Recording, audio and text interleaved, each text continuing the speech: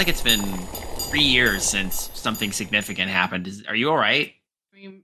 Like, how did we get here? Oh, you guys are finally back. Whoa, hi. Oh, hi. Hi, Alan. Where have you been? Where have you been these 3 years? I don't know. The last thing I remember was taking a left down that one corridor and seeing something marked 3008, and then I have hazy memories of living in a like a supermarket, a weird. Why didn't you Swedish... try to come find me? We did. We put out flyers. We didn't go to the police because fuck the police. But anyway. We couldn't even find any police.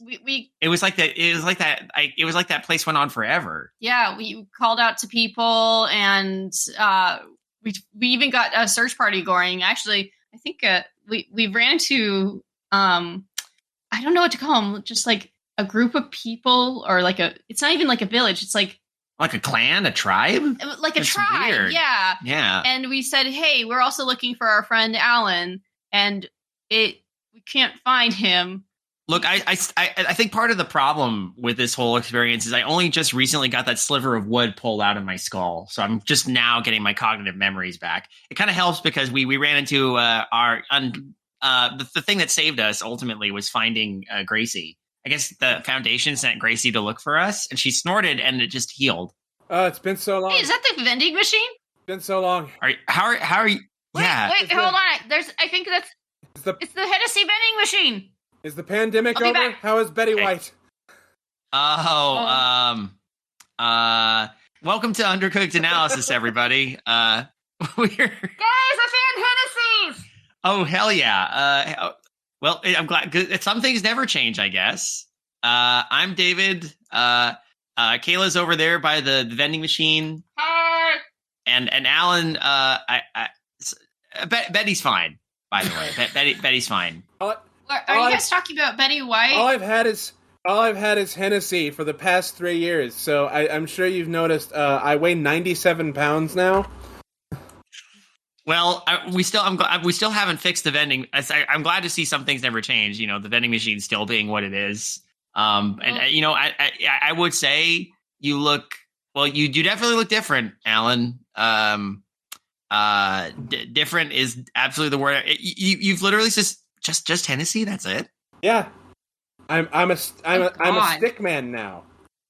Yeah, I can see that. It's almost like I think you should be careful because unless you have your usual set of gift cards, the Foundation is going to start thinking you're going to need to be contained. It's fine. I'll be fine when I get out of here and enjoy some new stand-up comedy from my favorite offbeat comedian, Norm Macdonald. Oh, shit. Hey, well, we do have a task ahead of us. I think that's the only way we're going to get out of the Foundation. That's the fact that over these last 3 years, some stuff did happen. Namely, Lord Bung released a long 2-parter episode having to do with the SCP we're going to talk about today, which is where Kaela and I were lost for so long. Here, let me have some of that. Oh, I never thought it would taste that good. Yeah. We've been eating nothing but Swedish meatballs and drinking nothing but sparkling water, and the occasional like off-brand soda. It was kind of hellish. Yeah. Sorry to hear that. My memory of it's a little fuzzy, but and also I might need to change into something else because we had to scavenge these uniforms off of the employees. Anyway, yeah. Well, should we get this out of the way and then maybe see if we could adjust to the world outside. Yeah, before alleviating my terrible starvation, sure. Let's read a fucking SCP intro. Oh wait, hang on. I gotta here. I got a meatball right here. Try it. Oh, okay. That's yeah. It's pretty good. Pretty good meatball. Yeah. That's. I mean, I've got a couple more. I had to scavenge a bunch and put them in this bag. So food. We'll have food. That reminds me of the antics of comedian Gallagher. How's he doing? Sorry, I'm choking on a meatball. Okay. I haven't kept tabs on Gallagher. I don't think a lot of people in this place did. Anyway, we're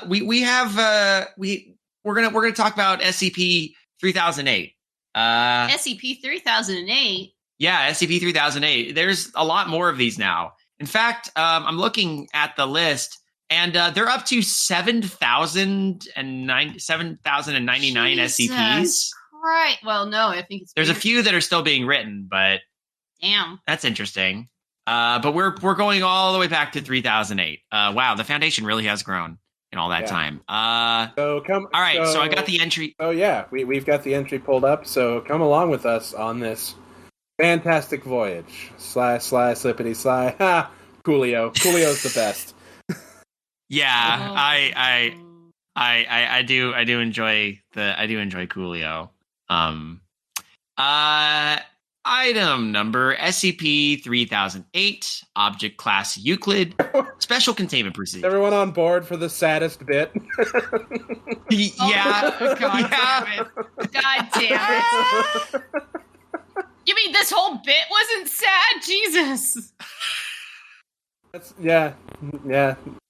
Uh-huh. I tried, Alan. I tried. I tried so hard and got nowhere. Nowhere. I got nowhere. Okay.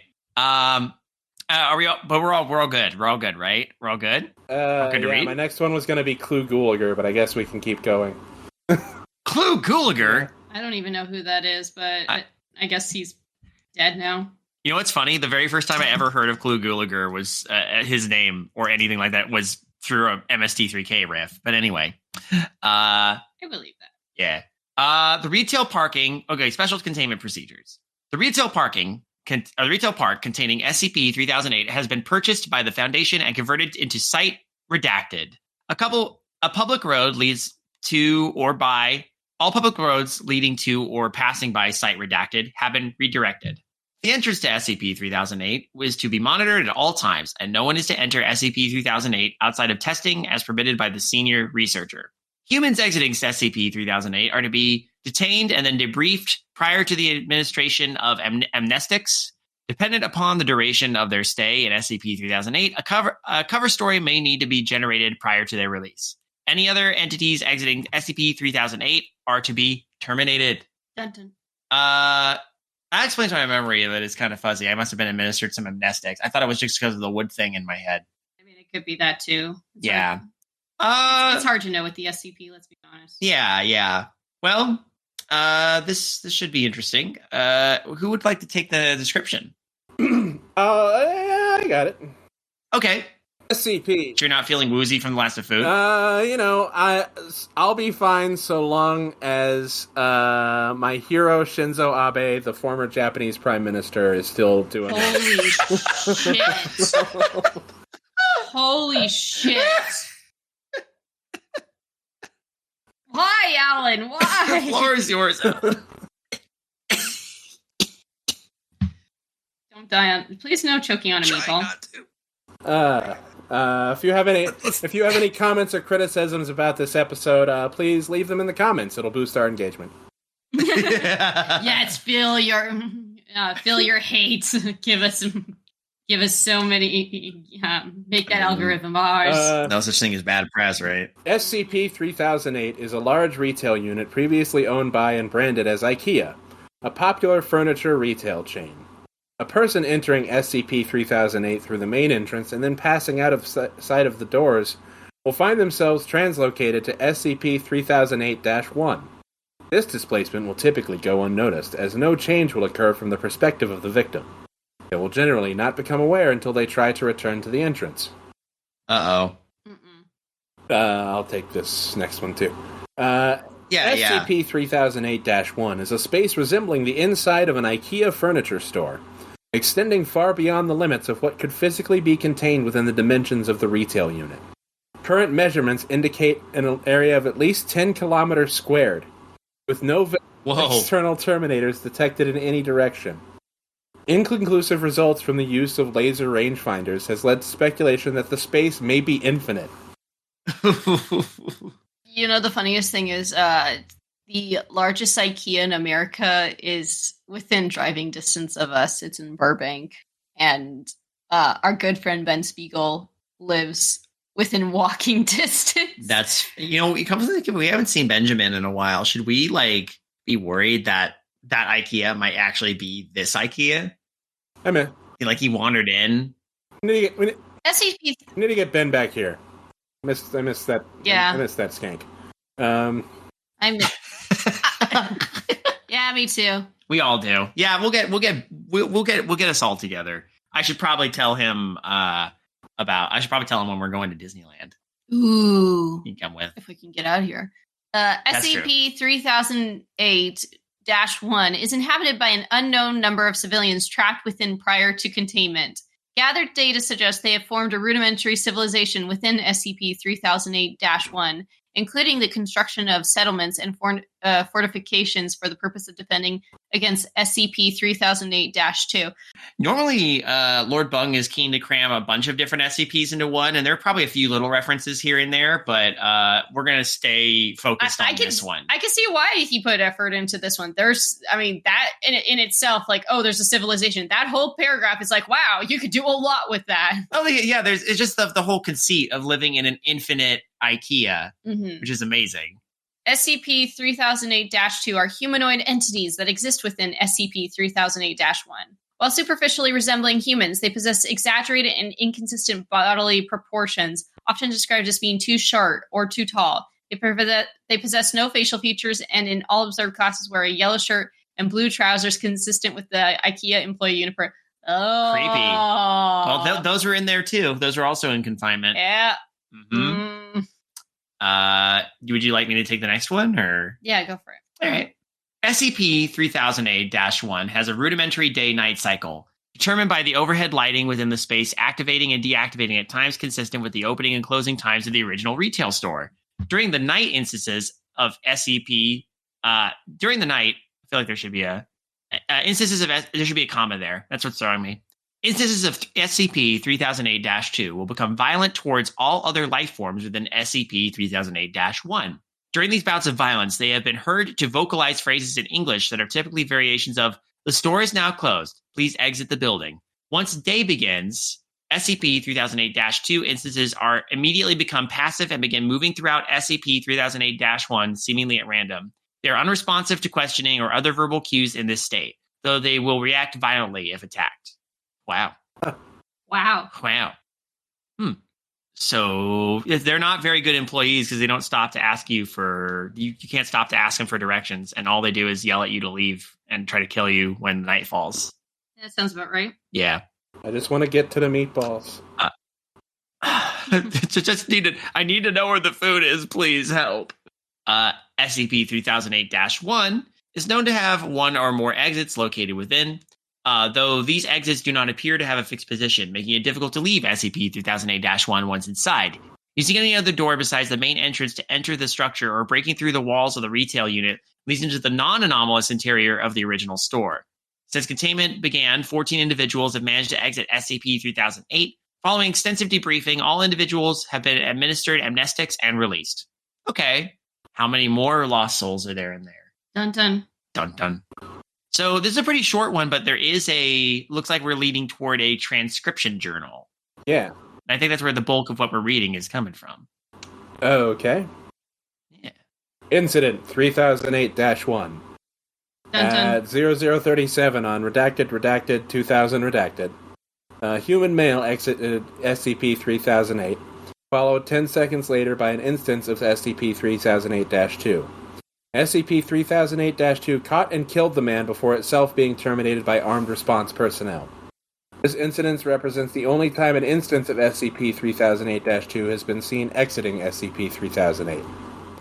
A full autopsy on the corpse was performed. See 3008-2 autopsy log for more details. Ooh. The man was carrying an IKEA-branded journal seeming to document his time in SCP-3008-1. Transcribed below verbatim. Oh my god. All right, here we fucking go. I'm actually curious about the is this Alan's autopsy. journal? It might be. Well, except Allen didn't die. He's here, unless... Yeah. No, I didn't die. Yeah. Just like Ray Liotta, I am 100% alive. God damn it. Wait, Ray Liotta died? This bit's getting uncomfortable. I'm sorry. I didn't know he died. I saw. It's fine. Holy shit! Alan, do you have like a list in front of you of people who died in the last 3 years? I'm thinking about it and like just logging them away as they come to me. Oh no. Okay, so looks like these are nice. These are broken up into journal segments, so we can probably each take one of these as we go. You know, Kaela, would you like to start? Sure. So I'm writing this document. What I can only assume in my sudden descent into insanity. I can't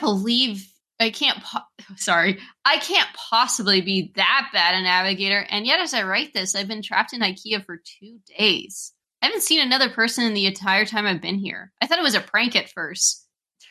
Really? After 2 days? There's a hidden camera somewhere. Oh, you know what he thinks? This is like the Joe Schmo show. That's what he's thinking it is. Have I been punked? Is Ashton Kutcher. Just a prank, bro. It's a prank, bro. Turn the place into a maze, get all the people out, and see how long it takes for me to get lost. Then everyone has a good old laugh. Realized that wasn't the case when I tried to backtrack. Everything had changed when the Fire Nation attacked. So I ended up lost. Instead of the exit, it was just row after row of bookcases. Flark. It's a bunch of flarks. For those who have not been in IKEA, that's just an IKEA. I mean, yeah, it's a way to take this and it's a way to take IKEA, which is already weird and maze-like, and make it even more unsettling. Yeah. It's very good. Should we just switch between? Do we want to do that? Like every? Or is that sentences, paragraphs? We can do that. Paragraphs. All right. Yeah, I think that's a good idea. So I'm trapped in IKEA. Sounds like the setup for a bad joke. The lights went out at 10 p.m. Nearly gave me a fucking heart attack, and that loud electrical thunk sound and then pitch blackness. Place is full of beds though, and my phone has a torch on it, but no damn signal. Wait. Oh, my phone has a torch on it. Is it? Yeah, I was. But no damn signal. That's probably a British. That's a British sort of. So I found a bed and went to sleep. Spent most of the next day trying to find my way out with no luck. I'm not going to do this the whole time. Okay. That's because I'm going to be criticized. You're starting to sound kind of Australian there for a little bit. All right. You'd find a bit. No. You'd find a torch. No, no torch. And I, Bruce, did find a restaurant serving those meatballs, though, so at least I won't starve. That's probably the punchline of that joke. Anyway, they were still warm and fresh, but I haven't seen anyone around who could have cooked them. Made my way back to the beds before the lights cut out again, since it's too dark to search with them off. Don't they have pancakes as well? And I thought they served other stuff. They do, but they do pretty good salmon. They do all sorts of lingonberry. You can get that decent ass lingonberry juice there. Oh yeah. So I'm hoping I'm hoping that this Infinite IKEA doesn't just only serve meatballs. Like they have other food. That's all I remember were the meatballs. Because that's the thing it's known for. It's kind of like Disneyland. Everybody's like, "Oh, you got to get the turkey legs," and I'm like, "There's other food at Disneyland." Churros and turkey legs. No, I do love Disneyland churros, but as someone who worked at the Renaissance Fair for some time, fuck a turkey leg. Yeah. That was the when I was broke and worked at the Ren Fair, it would just be like, hey, we're about to get rid of all these turkey legs, and then I'd take 2 and eat those and get sick and then go home. Mm-hmm. Yeah. Lingonberry barbecue. I don't think I've ever had one of those. Lingonberry barbecue ribs. That sounds good as fuck. Ooh. God damn it, you're all making me hungry now. Boysenberry Festival's going on right now in Knott's, and I want to taste test all the boysenberry flavored stuff. When we return from our vacation, we will make a pilgrimage. Mm-hmm. That's fair. It's all you, Alan. It's 9:10 a.m. now. The lights came back on a little while ago. I'm sure I've searched the entire area around where I came in now, and the exit obviously isn't here. So I'm going to pick a direction and hope for the best. Okay. New entry. I feel like I'm gonna burp. Sorry. There we go. It's okay. Day 3 of my magical IKEA mystery adventure. The magical IKEA adventure. I will say I'm really enjoying the voice of this person. Same. If I wasn't sure that there was something seriously weird about this place before, I am now. I mean, I've only been here for 3 days and nothing. It wasn't weird before. Yeah. Walked for 3 hours in a more or less straight line. Insert IKEA joke here. Before I came across a ladder next to one of those huge stock shelves they have here. Climbed up to get my bearings, and it looks like this place has just stretches on forever, like that scene from The Lion King, except instead of trees and grass, it's all shelves and tables and crap. I did see a person moving not too far away, though, so I headed over. I thought it was a staff member at first. It was wearing the uniform, and hell, maybe it was. Maybe freakish 7-foot-tall monsters with long arms, short legs, and no faces are just the kinds of thing they want working at Super IKEA. Damn thing completely ignored me, though, and with no eyes or ears, I can't even be sure knew I was there. Thought about shoving it or something to get its attention, but its hands are big enough to crush a watermelon, so I decided against it. Gallagher. It just kept moving along, and eventually I lost sight of it, so I decided to carry on the way I was going. Anyway. No comfy bed for me tonight. Looks like I've entered the improbably hard and pointy table section of the store. Guess I'll have to make do with some bunched up tablecloths. Phone battery died during the day too. Didn't work anyway, but I feel like I've lost some vital lifeline. Aww. Well, no more torchlight at night. You ever see one of those cartoons where they're going through doors in a hallway and they just pop out of another door in the same hallway? That's how I feel right now. It's like I'm in an episode of Scooby-Doo. I've seen nothing but the same identical bookshelf for 2 days now. Just row after row after row of them. I mean, come on, I love books as much as the next guy, but this is excessive. I'm obviously still moving forwards, though. I can see the signs hanging overhead passing by. Too bad none of them say exit. Not sure who was addressing that question to. Let's just say it was practice for the autobiography I'm going to write when I get out of here. I'll call it my perfectly normal trip to a regular old IKEA, if I ever get out. Crossed out. Nice. Next entry. Finally found some other people. Yeah, it turns out I'm not the only poor bastard trapped in here. Lucky for me, I guess. My 6th night here, 2 of those staff things came at me in the dark. Different from the first one I saw, but still messed up. Heard them coming. They were saying that the store was closed and I had to leave the building. All nice and polite like. I'm not sure which part of that was weirder. That they don't have mouths or that they were apparently trying to kill me while they were saying it. Came at me like rabid dogs. So, I liked it. I'm British. Sure are. Through IKEA in the dark like a fucking madman. I saw it when I cleared another stand of those giant stock shelves, all lit up with torches and floodlights. They've built a whole town in here. Got a massive wall built out of shelves and beds and tables and whatever else. I swear to God, it was the most beautiful thing I've ever seen. Anyway, I guess they saw me coming. Or maybe they heard my girlish, crossed out, manly bellows of fear. Because they had a gate open and 2 people were there waving me in. Heard the staff thing slam into the gate behind me after it was closed, still politely informing us all that the store was now closed. They wandered off eventually, though. They call the town Exchange, because that's what's on the sign hanging from the ceiling directly above it. Exchange and returns. All lit up against the night using lights they found and plugged into the power lines. And there are beds and food and people. Over 50 wonderful people with regular size limbs and a full set of facial features. It's now my seventh night here. Wow. Fuck me. I swear. And the first one not spent in darkness. A full week living in an IKEA. That's probably a TV show in that. There's probably a TV show in that somewhere. Or 2 YouTube episodes, for sure. This okay.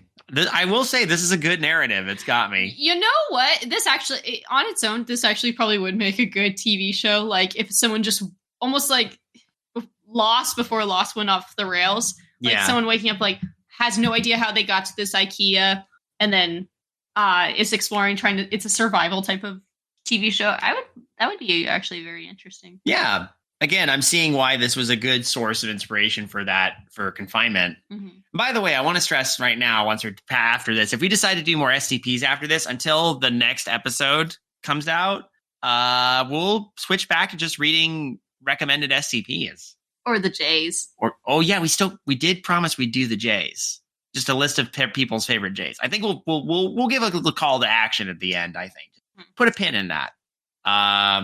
Is it I just read. Oh, yeah. So, yeah. All right. So we got a new entry. Now that I'm around other people, I'm starting to feel more normal. Maybe normal isn't the word, but after a week with only the sound of my own footsteps for company, I was becoming increasingly sure that I'd just gone nuts. That I was tied up in some padded room somewhere, banging my head against the wall. But no, I feel quite sane now, thank you very much. Apparently, there are other towns out there, some with more people, some with less. I found that fairly mind-boggling. How can that many people go missing with no one noticing? Surely someone would have noticed that everyone who goes to IKEA seems to fucking vanish. Or maybe it's not everyone. Maybe we're just the lucky ones. The people here just call those staff monsters things the staff. Apparently they are fine during the day, minding their own business, walking the aisles. As soon as those lights go out, though, they go fucking bonkers. So during the day, people go out to find food, water, and whatever else they need. Apparently there are restaurants and shops around that randomly get restocked. No one knows how. Maybe the staff do it. Apparently they aren't very good at their jobs, though, because the restocking sometimes takes a while, which means the food needs to be rationed. Maybe if they weren't so busy chasing people around in the dark, they get more done. Did I just power through a bunch of that and then? Sorry, I got on a roll. That's fine. It's actually really engaging as a story. Yeah. Sorry, I apologize though. I just hogged all of that. Alan, you get multiple paragraphs. Okay, sure.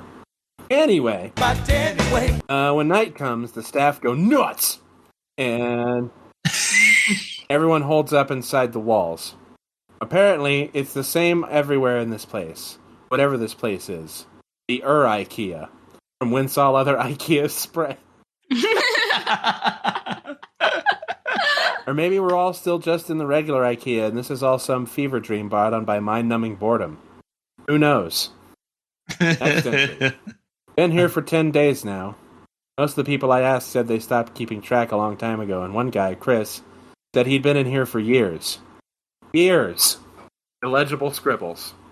Apparently, there are rumors of people who do manage to get out, and of people who see the exit only to have it vanish before their very eyes. I get the feeling not everyone believes that, but I do. Explains how he got stuck in here in the first place, sort of. And I mean, come on. Staff monsters, row after endless row of high-quality Swedish furniture. I don't know why they would find a disappearing door so hard to believe in. Is it really that high quality? I'm looking at the shelves that we got from IKEA right now that we've had for years, and that's true. They have held up through several moves. Although the number of times we've brought up IKEA to our good Swedish friend Zaf, who has said, "Oh God," has scoffed and said the IKEA meatballs are disgusting and nothing can compare to actual Swedish meatballs. Well, yes, this is true. I mean, if you're an actual Swede, I'm sure IKEA's. I say the same about what you guys think passes for barbecue over there. Fair. Well, I would probably say the same thing about what you guys consider pass for sushi. Well, we're also in the middle. Yeah, I know. It's Mexican food. Oh, no. I remember one time visiting family up in Washington, and my cousin was like, this is the best Asian restaurant we have ever been to. And it was this awful Pan-Asian restaurant that just felt like it was just butchering a bunch of different Asian cultures. And the food tasted awful. There's a few decent sushi places around here. There's also one Chinese buffet I went to that claimed to have a sushi bar, and at their all-you-can-eat sushi bar, they were selling tuna rolls that were stuffed with canned tuna fish. Oh, yeah. Yeah, ew. Sounds pretty gross. Then again, the worst sushi I ever had was in California. That's fair. That was insane. I took a bite out of a California roll, because usually a California roll, if I go to a new place and the California rolls are bad, that's a big bad sign. This was the worst California roll I had ever had. Took a bite and I said, I can't eat this. And they're like, well, can we replace it with another? I'm like, I don't know. I've just never ate something. I don't know how to respond. I'm not going to be able to finish all of this. I don't know. Crime against sushi is what you had. Yeah, that was insane. And I felt bad. And I didn't want to tell the waiter, hey, what the hell? But I didn't want to, like, I only took a bite and I nearly, like, threw up. Yeah. So I'm like, what do I do? Oh, man. It's me. Yeah, I think it's fair. Anyway, I went out scavenging for food at a nearby shop with Sandra and Jerry today. Once you learn the landmarks of this place, it's not so hard to navigate. The overhead signs help out a lot, but there are other things. Not too far in the distance, a huge section of those giant stock shelves has collapsed against each other, and way off in the east, we all assume it's east anyway. Apparently, IKEA doesn't sell compasses. Is some kind of tower that looks like it's made of wood.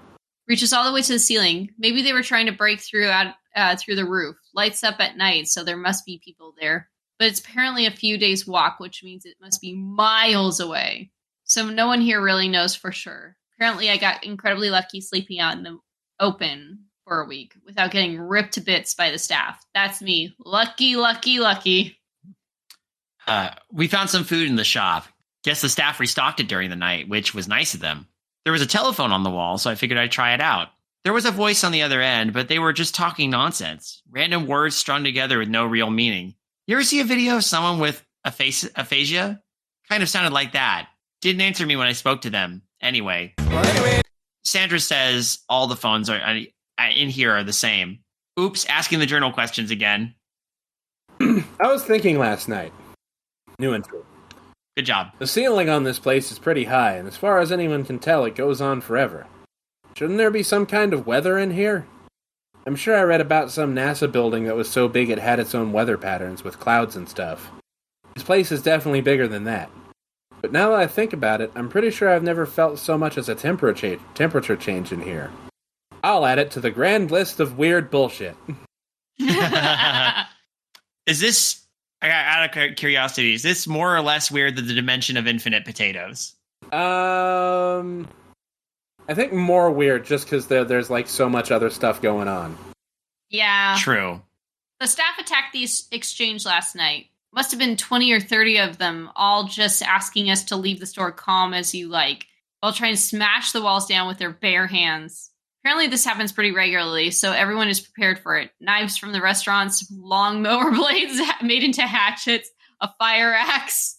One guy, Wasim, even made a functional crossbow.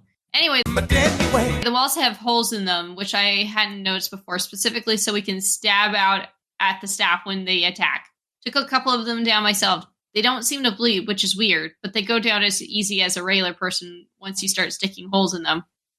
Should I keep reading? Oh, no. Sorry, I'm good. That's, I wonder if they even bleed there. We have to haul the bodies away in the morning. Apparently the dead ones will attract more during the night, so we had to get them away from the exchange.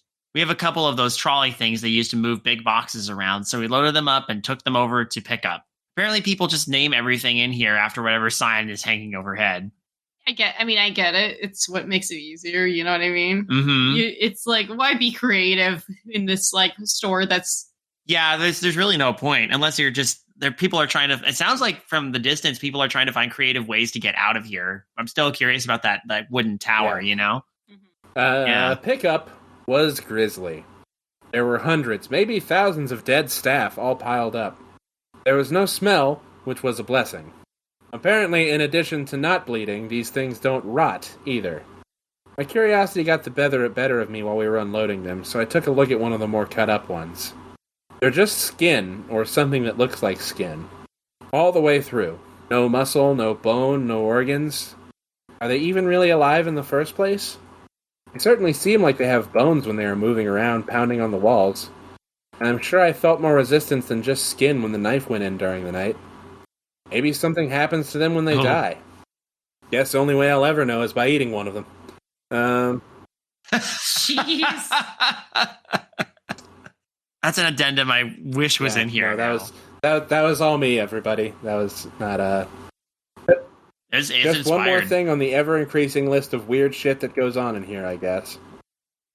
The growing list of bullshit. So much bullshit. New entry. Yeah, something occurred to me after the staff attack the other night. Every time you see a situation like this on TV or in film, like it's the end of the world or everyone is trapped on an island or whatever, like I said, lost. Uh-huh. once groups like ours start to form, people always seem to turn on each other, fighting for food or dominance or whatever else. This hasn't happened in here. Apparently people from the other towns come by from time to time just to check in or occasionally to trade if they are short on something. But everything is always cordial, friendly even. Maybe it's the threat of the staff or perhaps the constant restocking of supplies in the shops means there's nothing much to fight over. Maybe people are just better than they are generally given credit for. That's a nice thought. I think I'll go with that one. I'm waiting for either him to be proven wrong or for it to continue. I hope it continues. That it's not this damn sick motherfucking monster. Seriously. Is it you? Yeah. Moi? It is moi. Another new entry. A dozen people showed up at the gates this afternoon from a town called Trolleys. Apparently the staff broke through the walls and tore the town apart during the night.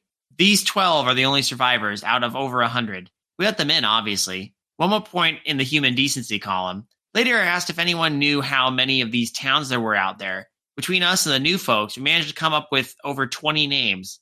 20 towns filled with people, and who knows how many beyond that. The motto for the place should be, how is that even possible? Surely someone somewhere must be looking for the thousands of people that must be in here. I've Been here for a little over 2 months now. Not that much changes, as it turns out. A couple of new people showed up. Same story as the rest of us. Nice little trip to IKEA, and suddenly they're trapped in Billy Bookcase's House of Faithless Weirdos. I like this person's dialogue. This is great. The staff attack the exchange once or twice a week. You kill them and haul their bodies off. Sometimes they hurt some of us first. They killed a guy called Jared a couple of weeks back. It was awful, frankly. Turns out regular humans still bleed in here, even if the staff don't. We tried our best, but none of us are doctors. What's up? I mean, it was just Jared from Subway. It's not. Sorry, that's such a bad joke. Yeah, don't feel too sympathetic. Yeah. Anyway, Jared was a good guy. I want to stress, the guy in this story, not Jared from Subway. Who is not a good guy. No.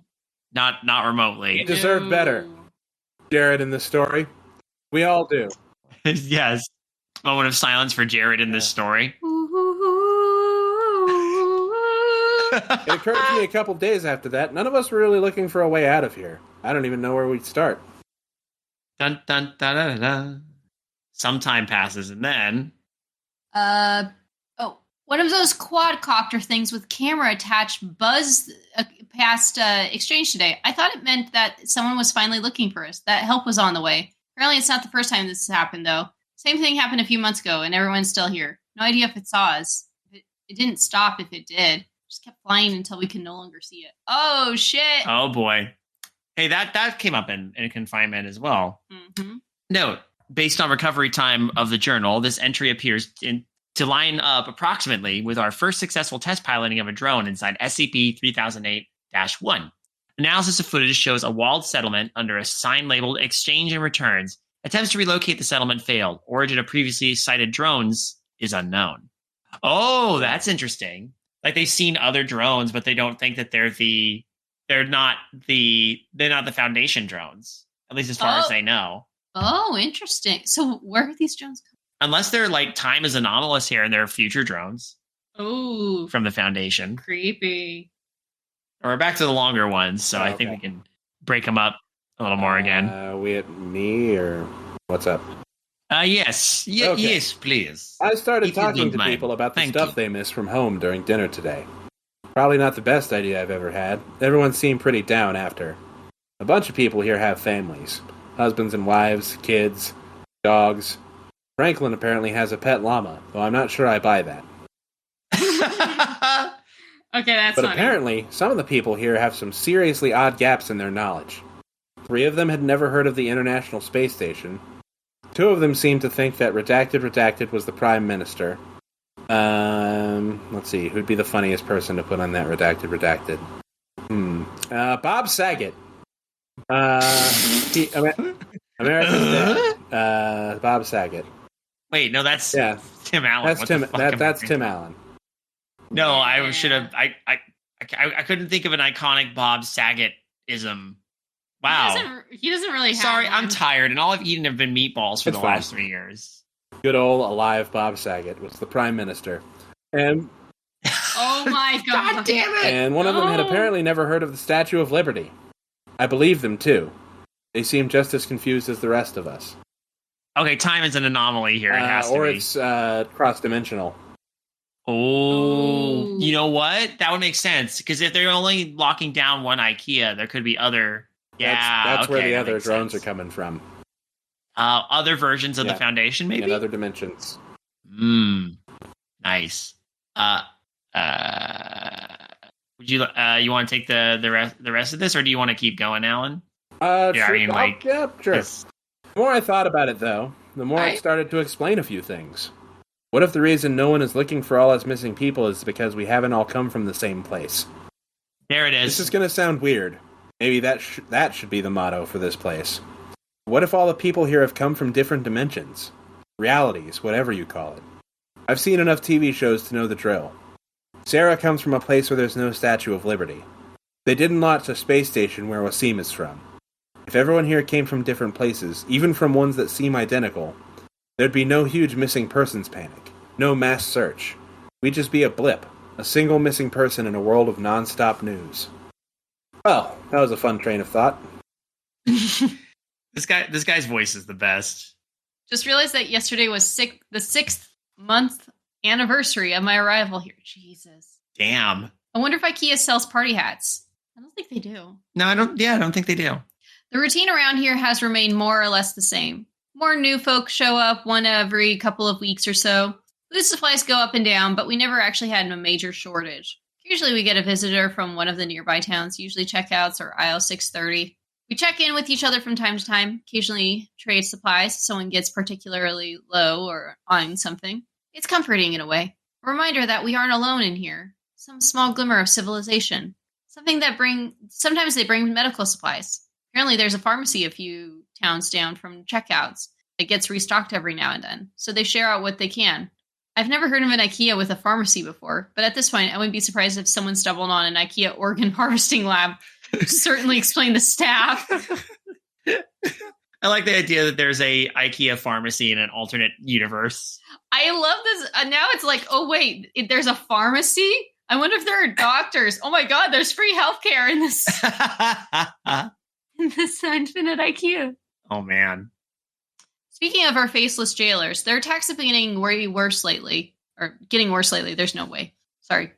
Their attacks have been getting worse lately. 3 or 4 times a week now, with twice as many staff as there used to be. No idea where they are all come from. Why the attacks have increased. We tried following one of them during the day a few weeks ago, me and Sarah. Wanted to see if they lead back to a staff room or something. Didn't seem to go anywhere though. Just randomly walked through the aisles. We had to turn back before we found anything. We've been reinforcing the walls, trying to arm ourselves better. Certainly no lack of materials to use. Wasim has been making more crossbows, but it's been pretty slow going. Too bad IKEA doesn't sell guns. No new personnel have entered SCP-3008 as site redacted in the time span indicated in this entry. Oh. Oh, we're getting close, gang. The attacks are getting bad now, almost every night, and with so many staff that the bodies almost pile high enough for others to climb over the wall. I think we're in real trouble here. Alan, you want to take us home? I think exchange is done. We got hit pretty bad last night. Not many casualties, but the wall is wrecked. We finally figured out why the attacks have been escalating, too. A box of supplies had a chunk of one of the staff in there. Grody. No idea how it happened, but apparently a piece of one will draw them as well as a full body. Too late now in any case. There's too many bodies for us to haul away, and I still have time to fix the wall before night. Candace has called a meeting. I expect there will be talk of abandoning exchange, maybe try and get shelter at checkouts or something. It's already getting late, though. I don't think we'll have time to make it. Maybe some of us will. I was fine for that first week out in the dark, after all. But then, how often can I keep getting lucky? I'm only writing this for a sense of closure, I guess. For me, or for anyone who finds this, if this is the final entry here, I hope whoever reading this is doing so from outside of this place. My biggest fear, if I do die tonight, I'll just wake up here again in the morning. Ooh, damn. Oh, this is the last entry. It is assumed that while attempting to reach the checkout settlement, he was separated from the rest of his group by pursuing SCP-3082 instance and happened upon the exit. Oh, he actually got out, but then he was killed immediately. Oh, shit. Well, there's no autopsy report, but this was a good one. This is a really good one. I like this one. Same. Like, I wasn't like, usually we make a lot more jokes, but I was engaged all the way through. Damn. Oh, absolutely. Just for where credit is due, I like to make sure we do that. The very first entry for this, the creation of this, was, I guess it's credited to Mortos. Huh. This is from 2017. Wow. Yeah. This was very good. Yeah, I really don't have anything to point out with this one. This is a solid premise, and then followed up with a really good in-universe. So many SCPs that are considered the classic ones. They're good entries, but they don't have a good narrative attached, which they don't technically have to. That's not how SCP Foundation works. But this one does in fact have a good narrative attached. Yeah, absolutely. I dig it. And in terms of freshness, I'll give this a nice lindenberry drink. I will give it. It's all you can find to drink, so I will give it 5 out of a possible 5 meatballs. Hell yeah. I will give this a exit sign out of the. Oh God, how many floors does this fucking IKEA have again? Could you imagine if this IKEA had a second floor? Oh God, I'm shocked that the floors don't get addressed in this. In all honesty, yeah. Well, it's only scratching the surface. This is some good eerie speculative fiction here. I like it. Well, I'm glad that we have that out of the way and in the archives. It's been good getting back into the swing of things here at the Foundation, even if we got kind of stuck in that bit for a bit. What bit? Oh, I don't know. You had a moment, but it's okay. Everything's fine. Everything's fine. I finally get to leave this place and see what my favorite band, the Foo Fighters, have been up to.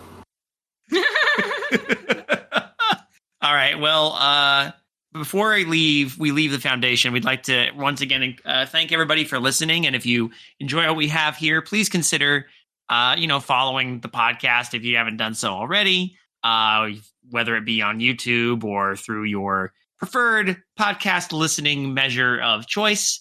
Any ratings, reviews, and feedback you can give is always appreciated. If you would like to send us something to read and get it critiqued, you can email us midnightmarinara@gmail.com is where you can find it. We also have a Patreon where you can hear our choice drags and other bits of extra content that is only released for patrons at patreon.com/midnightmarinara.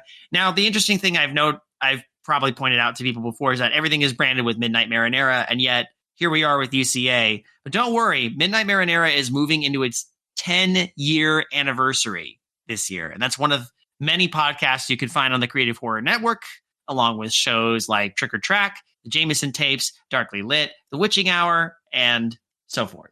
Any other things of note you all want to talk about before we... I'm sorry, I'm trying to find the right gift card to get out of here. I didn't get around to David Warner, Paul Sorvino,